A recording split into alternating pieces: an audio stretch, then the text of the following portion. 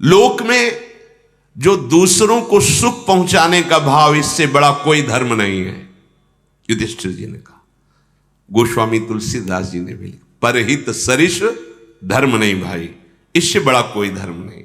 दूसरों को सुख पहुंचाना, माता पिता गुरुजन वयोवृद्ध कोई भी ऐसा जिसकी सेवा का अवसर मिले, बिना स्वार्थ बुद्धि के उनको सुख पहुंचाने की भावना से सेवा कीजिए। हमारी मलिन बुद्धि पहले सोचती इसका फल क्या मिलेगा।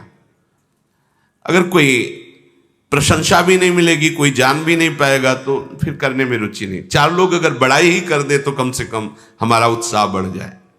धर्म चार लोगों की बड़ाई के लिए नहीं किया जाता है, भगवत प्रसन्नता के लिए किया जाता है। दूसरों का हित करने के समान कोई फल नहीं, वो कोई भी जीव हो। एक नाथ जी के पावन चरित्र में सुना कि वो गंगोत्री से जल लेकर आ रहे थे रामेश्वर जी में चढ़ाने के लिए। वहां नजदीक पहुंचे तो एक देखा कि पशु गधा प्यास से व्याकुल जबान बाहर निकाले हुए पैर फड़फड़ा रहा है, मानो प्यास से वो मृत्यु हो जाएगी। तो और भी उनके साथ महान भागवत जन थे। एक नाथ जी उसकी तरफ बढ़े, कहां जा रहे हो? मुझे नहीं देखा जा रहा है, प्यास से व्याकुल है, मैं पूरा गंगोत्री का गंगा जल का कलश इसको पिलाऊं। अरे नहीं, पास में आ गए हैं, इतनी दूर से लाए, पैदल चल करके वहां जाना, वहां से पैदल यहां लाना, तो रामेश्वर जी को चढ़ाइए जिसके लिए आप लाए। बोले नहीं, अब हम एक कदम आगे नहीं जा सकते। बस वो लोग तो गए रामेश्वर जी, और ये गोद में उठाया सर और कहा, प्रभु सब रूपों में आप हो, मुझे आपका दुख देखा नहीं। और पूरा गंगा जे ही पिलाया तो वहां कोई पशु या गधा नहीं था, विश्वेश्वर भगवान विश्वनाथ, भगवान शिव साक्षात वो वहां जल चढ़ाने के लिए यहां साक्षात पिया महादेव जी ने। परहित सरिष धर्म नहीं भाई। अगर अपने हृदय में दूसरों को सुख पहुंचाने की भावना आ जाए तो इससे बड़ा कोई धर्म नहीं है। और जो कार्य शास्त्र के अनुसार किया जाता है उसी का नित्य फल मिलता है। मनमानी आचरण का नहीं, मनमानी आचरण नहीं, उसका फल नहीं मिलेगा। तस्मात् शास्त्रम प्रमाणम ते कार्या कार्यो व्यवस्थित हो। शास्त्र के गुरुजनों के अनुसार चलने से फल की प्राप्ति होती। सेवक जी ने कहा, गुरु सेवा तज करें जे बानी, यह है अधर्म यह है सब हानि, कान्य नरस्कन में रहे। अगर सेवा का तात्पर्य आज्ञा होता है, अगर आप उनकी आज्ञा का उल्लंघन करके बहुत बनाकर साधना करते तो भी आपको लाभ नहीं मिलेगा, आपको अनुभूति नहीं होगी। ऐसे ही जो शास्त्र सम्मत धर्म आचरण करता उसको उसका नित्य फल मिलता है, अविनाशी फल मिलता है। शोक उसी को नहीं होता जो मन की चालबाजी पर दृष्टि रखता है। क्या संकल्प बनाया, ये तो गलत है, नहीं, बिल्कुल नहीं होने दूंगा, बिल्कुल नहीं, वो कभी शोक को प्राप्त नहीं होता।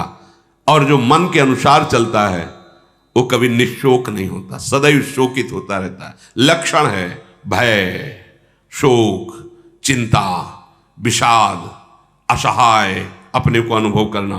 ये शास्त्र विरुद्ध आचरण करने वाले के हृदय में बराबर ये बने ही रहते हैं। चाहे जितनी औषधि खा लो, तुम शोक से नहीं बचोगे, विषाद से नहीं बचोगे।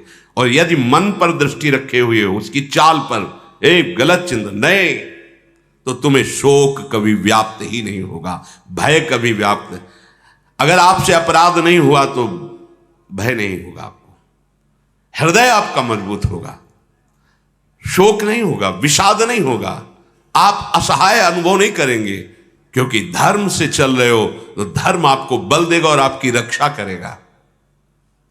और साधु पुरुषों से की हुई मित्रता कभी नष्ट नहीं होती और व्यर्थ नहीं जाती। यक्ष ने यही पूछा था, किनके साथ की हुई मित्रता व्यर्थ नहीं जाती, नष्ट नहीं होती? तो युधिष्ठिर जी कह रहे, संत पुरुषों से की हुई मित्रता कभी नष्ट नहीं होती, व्यर्थ नहीं जाती। यक्ष ने पूछा, किस वस्तु को त्याग कर मनुष्य सबका प्रिय होता है? किसको त्याग देने से शोक नहीं होता? किसको त्याग देने से धनवान हो जाता है? किसको त्याग देने से सुखी हो जाता है? इसका उत्तर दीजिए। युधिष्ठिर जी ने कहा, जो अपनी प्रशंसा मान का त्याग कर देता है वो पूरे संसार का प्रिय हो जाता है। मान अहंकार से युक्त होता है।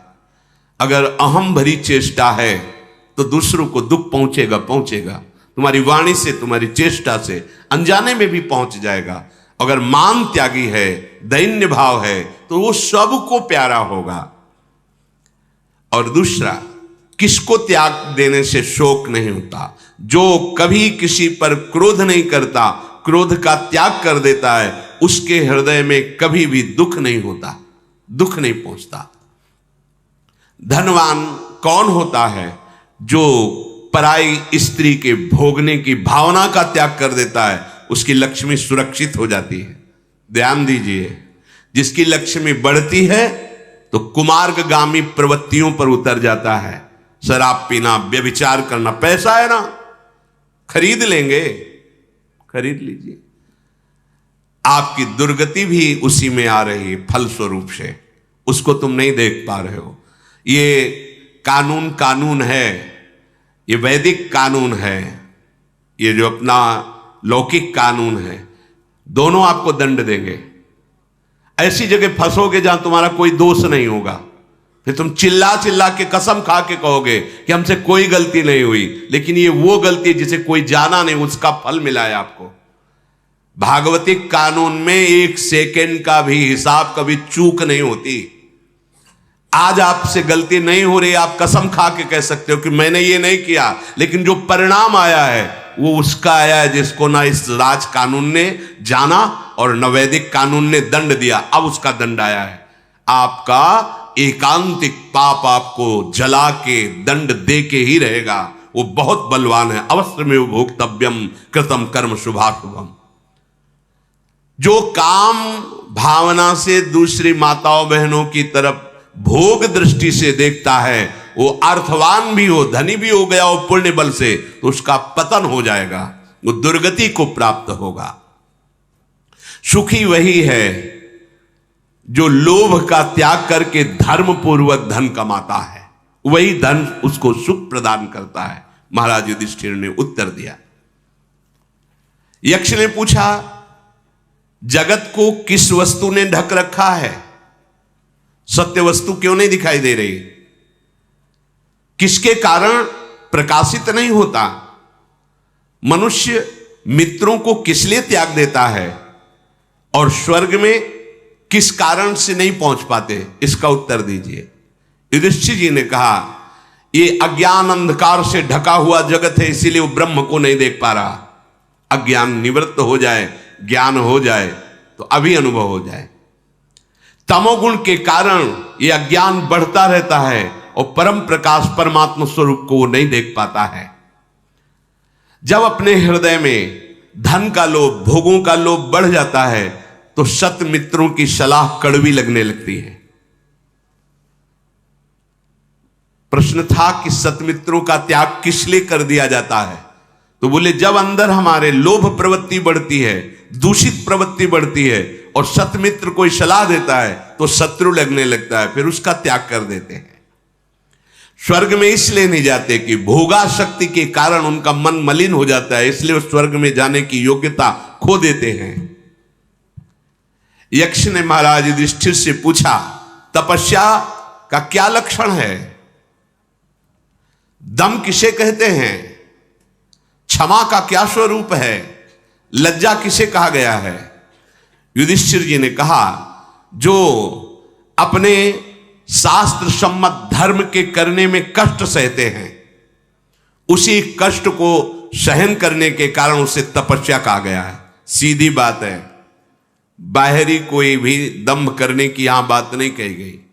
अपने मार्ग में चलने पे जो आपको कष्ट पड़ रहा है, अब सोचो 2 बजे 2:30 बजे तो कौन पैसा दे के जगाओ तो नहीं जगेंगे। आज के समय में कैसे जगेंगे? कहीं ना कहीं उनके हृदय में धर्म है जो उनको जागृत कर रहा है, उनको प्रेरित कर रहा है साधु समागम के लिए, सतमार्ग के लिए। और जो सतमार्ग में चल रहे हैं, अब देखो प्रतिपल मन विषय में ही मनोरंजन करना चाहता है। अब उस मन को रोक करके भगवत मार्ग में लगाना, बहुत जलन होती है, बहुत कष्ट कई तरह के होते हैं। केवल भोजन मिल जाना, वस्त्र पहन लेना, वास मिल जाना, इतना ही थोड़ी मन की तसल्ली के लिए। देखो ना, 2 बच्चे हैं आपके घर में, देखो कौन सी असुविधा है, फिर भी देखो आपकी कितनी बात मानते हैं। मनमानी आचरणों से आप उन्हें रोक नहीं सकते। और ये जो उपासक अपने मनमानी को रोककर गुरुमानी होते, उनकी आज्ञा से चलते, तो उनको भी मन जलाता है। उसी जलन को सहना, धर्म के मार्ग में चलने पर जो कष्ट आता है उसे शांतिपूर्वक सह जाना ही तपस्या कहते हैं, ऐसा महाराज युधिष्ठिर कह रहे। और दम, मन का दमन करना ही दम कहलाता है। और निंदा, स्तुति, मान, अपमान, इनमें समान रहना ही क्षमा कहा गया है। क्षमा का स्वरूप क्या है?